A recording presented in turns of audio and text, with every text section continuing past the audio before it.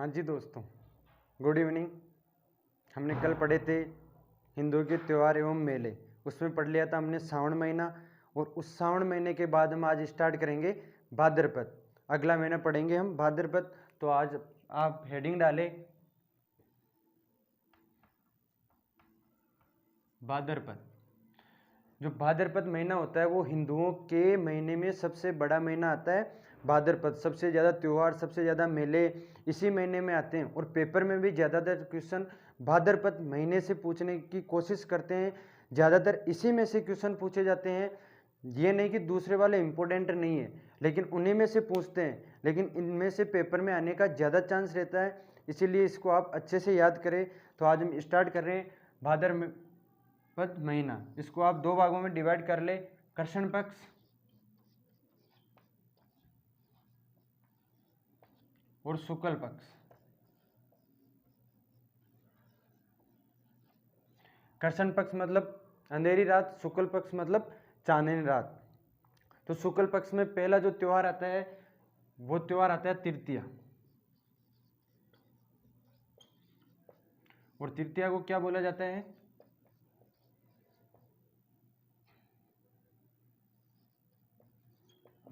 बड़ी तीज, बूढ़ी तीज,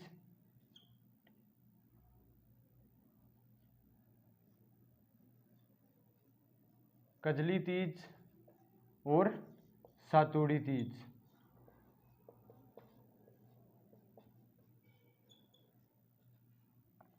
क्यों बोले जाते हैं बड़ी तीज, बूढ़ी तीज, कजली तीज, सातुड़ी तीज? क्योंकि इनमें जो भाद्रपद है वो सबसे बड़ा महीना है, और बड़े महीने में जो तीज आएगी वो सबसे बड़ी आएगी, इसलिए इसे बड़ी तीज बोले जाते हैं। यार कोई भी बड़ा हो, चाहे मनुष्य हो चाहे कोई भी हो, तो इसे हम क्या बोलते हैं? बुजुर्ग या बूढ़ा। तो इसी कारण इसको बूढ़ी तीज भी बोला जाता है। और कजली तीज क्योंकि ये अंधेरे वाला जो पखवाड़ा होता है ना 15 दिन का, उसी में आती है, अंधेरी रात में आती है, इसलिए इसे कजली तीज बोले जाते हैं। और सातुड़ी तीज इसलिए बोले जाते हैं क्योंकि उस दिन जो 7 तारों का जो समूह होता है ना, वो हमारे को देखने को मिलता है, अंधेरे के अंदर अच्छे से देख पाते हैं, इसलिए इसे हम सातुड़ी तीज भी बोलते हैं।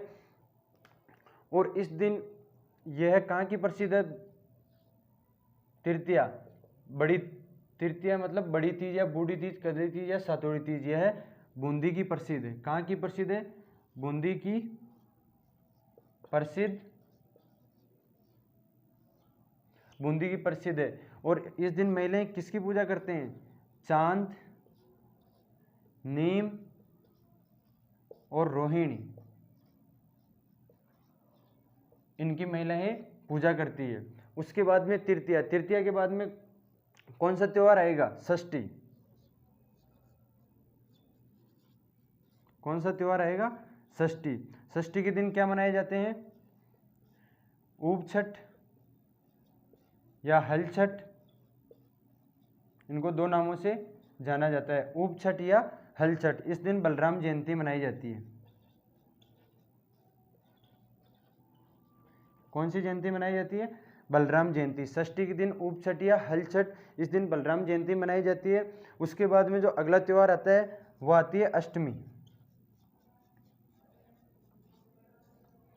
अष्टमी, कृष्ण जन्माष्टमी।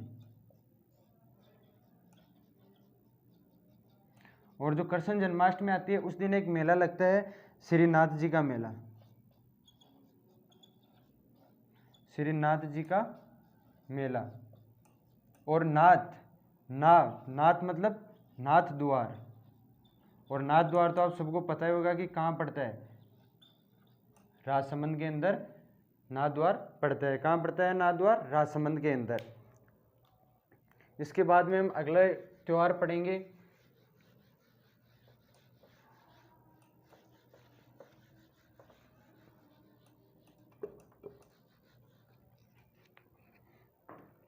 नवमी।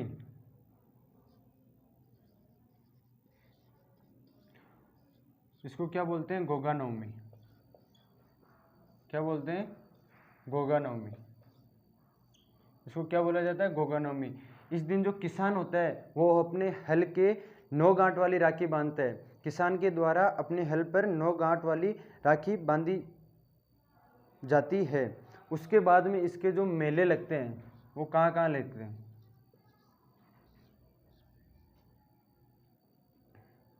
एक तो मेला लगता है गोगामेड़ी,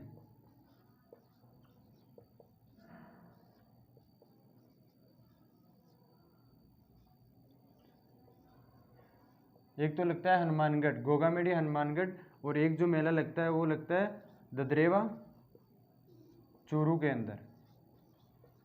कहाँ लगता है? ददरेवा चूरू के अंदर। ये दो मेले पड़ते हैं इसके। फर्स्ट मेला गोगामेड़ी हनुमानगढ़, और जो दूसरा मेला लगता है वो लगता है ददरेवा चूरू के अंदर। उसके बाद में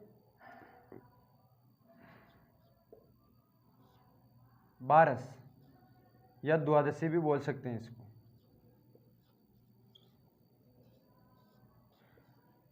द्वादशी के दिन कौन सा त्योहार आता है? बच बारस। जो बच बारस होती है, इस दिन क्या करते हैं? बछड़े की पूजा करते हैं। बछड़े की पूजा की जाती है, और इस दिन चाकू का प्रयोग नहीं करते हैं। अगर चाकू का प्रयोग करते हैं तो उसको अशुभ माना जाता है, इसलिए इस दिन बछड़े की पूजा करते हैं और चाकू का प्रयोग नहीं किया जाता है। जो अगला त्यौहार है वो आती है अमावस्या। कौन सा त्यौहार आता है? अमावस्या। और अमावस्या के दिन कौन सा त्यौहार आता है? सती, इसको बोला जाता है सती अमावस्या। क्या बोला जाता है? सती अमावस्या। इस दिन एक मेला लगता है, और वो मेला कहाँ लगता है और किसका लगता है? रानी सती मेला। और कहाँ लगता है? झुंझुनू।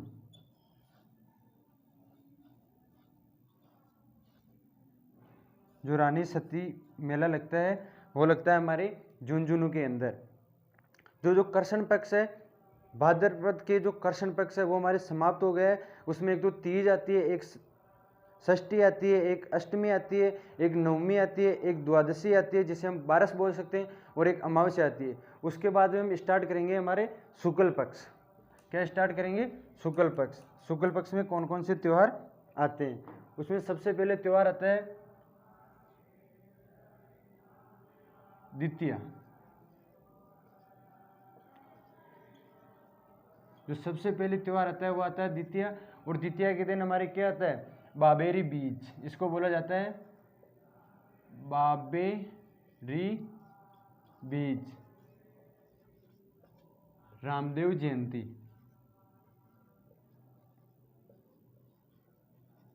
क्या बोला जाता है? रामदेव जयंती। और जो इसका मेला लगता है वो कहाँ लगता है? मेला रुणीजा रामदेवरा। जो रुणीजा है ना, रामदेवरा। कहाँ इसका मेला लगता है? रुणीजा रामदेवरा। जो रुणीजा का मेला है ना वो रामदेवरा में पड़ता है, और रामदेवरा कहाँ पड़ता है? जैसलमेर के अंदर इसका मेला लगता है, बड़ा सा मेला लगता है। द्वितीया बाबेरी बीज, रामदेव जयंती, रुणीजा रामदेवरा, इसका मेला लगता है। और इसका मेला कितने दिन चलता है? द्वितीया से लेके एकादशी तक। एकादशी मतलब 11।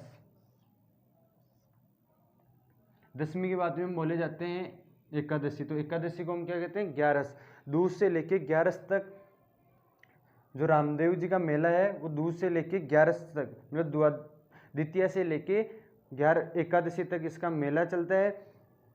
और इस मेले को क्या कहा जाता है? इस मेले को मारवाड़ का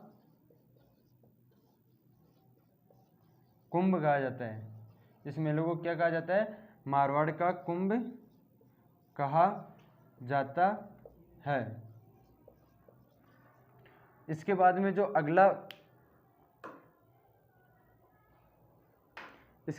अगला त्यौहार आता है वो आता है चतुर्थी। चतुर्थी इसको क्या किस किस नामों से जाना जाता है? चतुर्थी को कौन कौन से त्यौहार आते हैं? इसको हम जान सकते हैं गणेश चतुर्थी, शिव चतुर्थी, चतरा चतुर्थी और कलंक चतुर्थी। इसको हम 4 नामों से जान सकते हैं, गणेश चतुर्थी, शिव चतुर्थी, चतरा चतुर्थी और कलंक चतुर्थी। अब इस दिन भी 2 मेले लगते हैं, और वो मेले कहाँ कहाँ लगते हैं? मेले, जब गणेश जी नाम आ गया गणेश, तो एक तो मेला सीधा सा याद है कि गणेश चतुर्थी और गणेश चतुर्थी, तो त्रिनेत्र गणेश मेला, त्रिनेत्र गणेश मेला कहाँ पड़ता है? रणथंभौर। रणथंभौर कहाँ पड़ता है? सवाई माधोपुर में। मैं बोल रहा हूँ, ये लिखने में यहाँ पे मिस्टेक हो रही है कि आ नहीं रहा है, इसलिए त्रिनेत्र गणेश मेला कहाँ लगता है? रणथंभौर सवाई माधोपुर में। अगर आप इसे नहीं पहचान पाए तो मैं ये रिपीट कर रहा हूँ, रणथंभौर सवाई माधोपुर में त्रिनेत्र गणेश मेला लगता है। और जो दूसरा मेला लगता है वो लगता है चुंगी मेला। और चुंगी मेला कहाँ लगता है? जैसलमेर।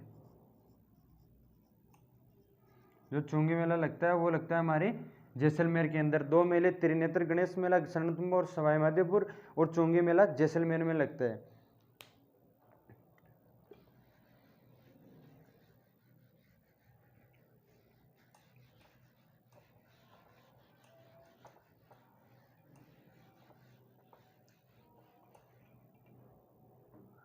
अगला त्योहार देखो, 3 नंबर, पंचमी।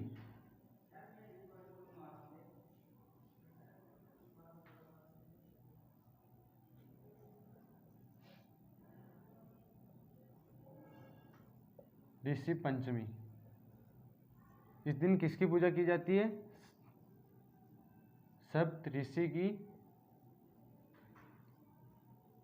पूजा की, सप्तऋषि की पूजा की जाती है। और जैसे कि हमारा रक्षाबंधन आता है श्रावण पक्ष के पूर्णिमा को, उसी प्रकार जो महेश्वरी समाज होता है, जो महेश्वरी समाज होता है उसका रक्षाबंधन, महेश्वरी समाज का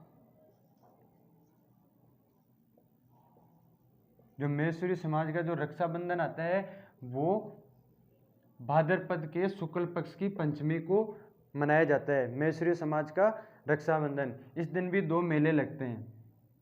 मेले कौन कौन से मेले लगते हैं? 2, एक तो लगता है भोजन थाली मेला। भोजन थाली मेला कहाँ लगता है? हमारे कामा भरतपुर। भोजन थाली मेला कामा कहाँ पड़ता है? भरतपुर के अंदर। और जो दूसरा मेला लगता है वो लगता है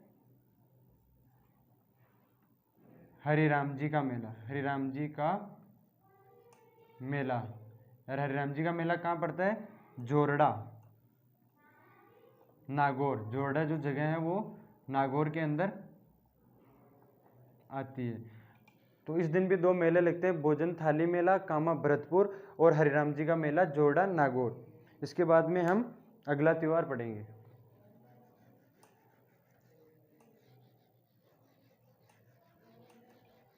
अगला त्योहार कौन सा है? अष्टमी।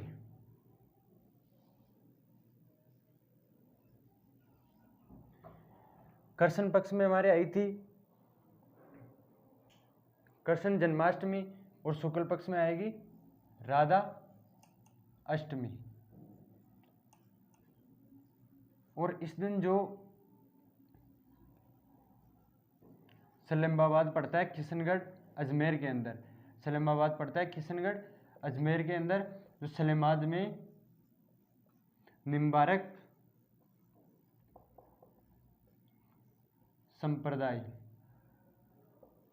संप्रदाय का मेला लगता है। अगला त्योहार दशमी। और दशमी के दिन कौन सा आता है? तेजा दशमी। कौन सा त्यौहार आता है? तेजादशमी।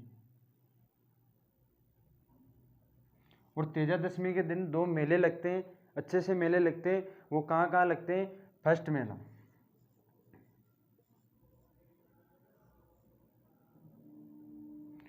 मेला तो लगता है परबतसर नागौर। कहाँ लगता है? परबतसर नागौर। और जो दूसरा मेला लगता है वो लगता है खेजड़ी वृक्ष मेला।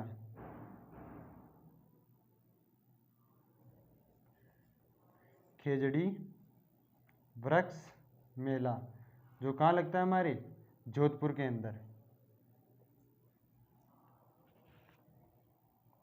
जो खेजड़ी वृक्ष मेला है वो कहाँ लगता है? हमारे जोधपुर के अंदर। अगला त्योहार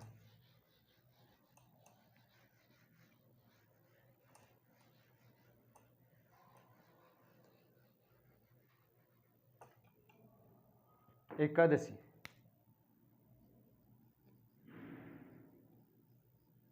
इसको क्या बोले जाते हैं? देव जुड़ने एकादशी,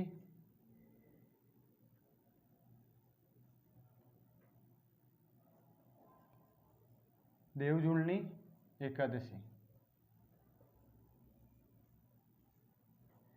जो एकादशी है, जो अगला त्योहार है, उसे बोले जाते हैं देव जुड़नी एकादशी। इस दिन क्या किया जाता है? इस दिन जो श्री कृष्ण की मूर्तियाँ होती हैं ना, उनको स्नान करवाया जाता है। श्री कृष्ण की मूर्तियों को स्नान करवाया जाता है एकादशी, देव जुड़नी एकादशी को श्री कृष्ण की मूर्तियों को स्नान करवाया जाता है। उसके बाद में आती है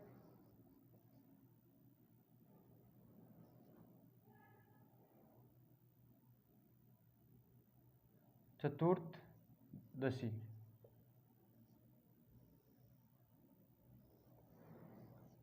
चतुर्दशी इसी दिन, इसको दूसरे नाम से जाने जाते हैं अनंत चतुर्दशी। अनंत चतुर्दशी जो इस दिन होती है ना, इसको दूसरे नाम से जाना जाता है अनंत चतुर्दशी। उसके बाद में आती है हमारी अमावस्या, पूर्णिमा, सॉरी अमावस्या तो कृष्ण पक्ष में आती है, पूर्णिमा। और पूर्णिमा से हमारे क्या हो जाते हैं? श्राद्ध प्रारंभ हो जाते हैं। क्या प्रारंभ हो जाते हैं?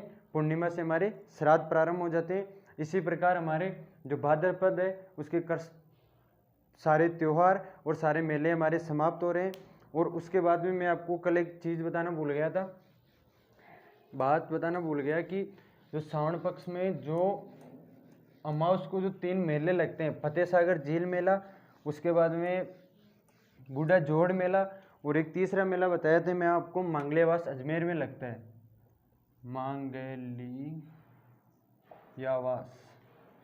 मांगलियावास जो अजमेर में लगता है। ये किसका मेला लगता है ये मैंने आपको बात नहीं बताई, तो ये मेला लगता है कल्पवृक्ष। किसका मेला लगता है? कल्पवृक्ष मेला। और एक जो ये तो है कृष्ण पक्ष में अमावस्या को, और जो शुक्ल पक्ष पढ़ाया था उसमें भी एक बात आप नोट कर ले, वो है जो पढ़ाए थे ना हमने छोटी तीज। छोटी तीज पति पत्नी के प्रेम का त्योहार, यह है प्रगति प्रेम का त्योहार भी कहलाता है। प्रगति प्रेम का त्योहार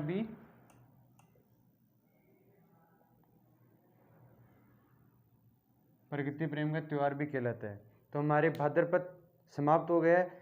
अब हम अगली कक्षा में अगले महीने की बात करेंगे। इसी प्रकार अगर कोई भूल या कोई गलती हो गई हो तो आप मुझे कमेंट करके ज़रूर बताना। लाइक, शेयर और बेल आइकन बटन को ज़रूर दबाना कि आपको प्रत्येक महीने का इसी प्रकार आपको वीडियो मिलते रहे। और अगर कोई भी गलती हो तो आप बताने पर मेरे को पता चलेगी कि मेरे से ये गलती हुई, और उसमें मैं सुधारने की कोशिश करूँगा। ओके दोस्तों, थैंक यू। अगली कक्षा में फिर से मिलेंगे।